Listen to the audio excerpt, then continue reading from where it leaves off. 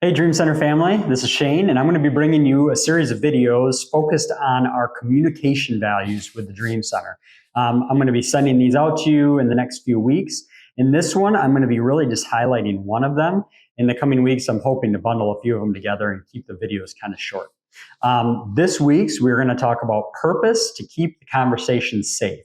So what does that look like? Well, I'm just going to read the definition to you, and then we'll kind of dive into a couple of these finer points. So keeping the conversation safe means we make an effort to be conscious of how our word choice, our tone of voice, and our body language impact the conversation and or atmosphere we're talking or leading in. So number one, word choice matters. So because certain words can trigger and can kind of rise up and bring emotions, we want to be very careful about how we choose our words. And this starts in conversations that we have that are not elevated, that are not all amped up. I mean, a lot of us have been in conversations with kids where they're getting kind of anxious or they're upset because somebody else did something to them. And that's not always the best place to learn these things. So by trying to focus on some of these things ahead of time, we can really get tuned in and kind of work on those things before the situation arises. So word choice matters.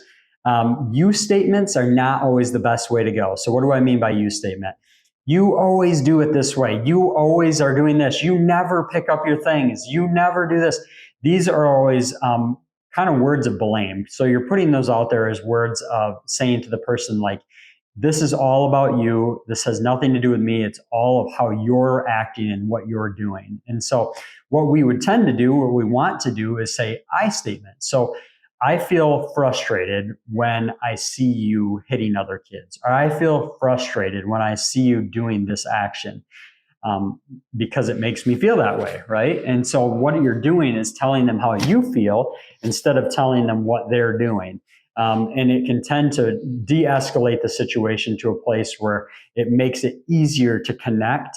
And that's really our goal, right? Is we have that goal of connection and reducing the anxiety of the situation. So focus on I statements and saying how you feel instead of what they're doing and how they are always doing something some way, you know? And so focus on I statements. The other thing, tone of voice matters. So when you're entering into these conversations or any conversation, if you continue, for instance, if we're talking about kids again, and they continue to raise their voice and you continue to raise your voice higher and higher, all it does is continue to release, adrenaline and get the situation getting hotter and hotter.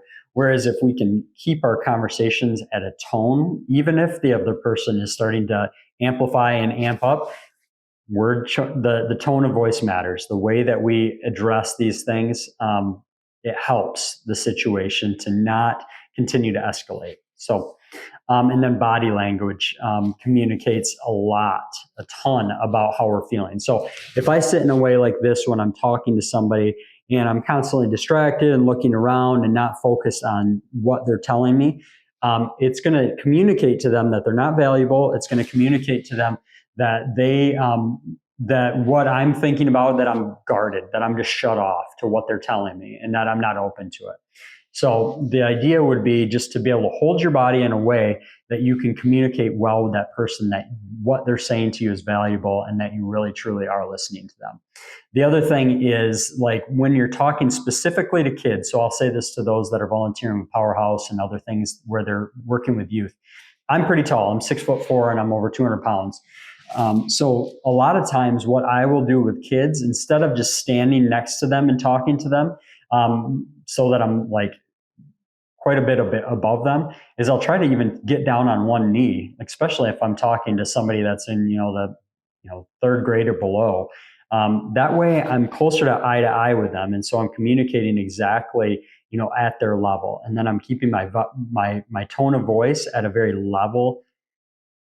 level pace so that I'm not amping that up. And I'm not perfect at this. So I can guarantee you that I've made mistakes in these areas, but these are what we need to be aiming for, trying to keep our tone of voice steady, trying to keep our body language in a way that we are accepting what they're telling us and trying to listen to what they're saying. And then when we communicate back, we're using I statements where we're telling them how we feel and how we're experiencing things.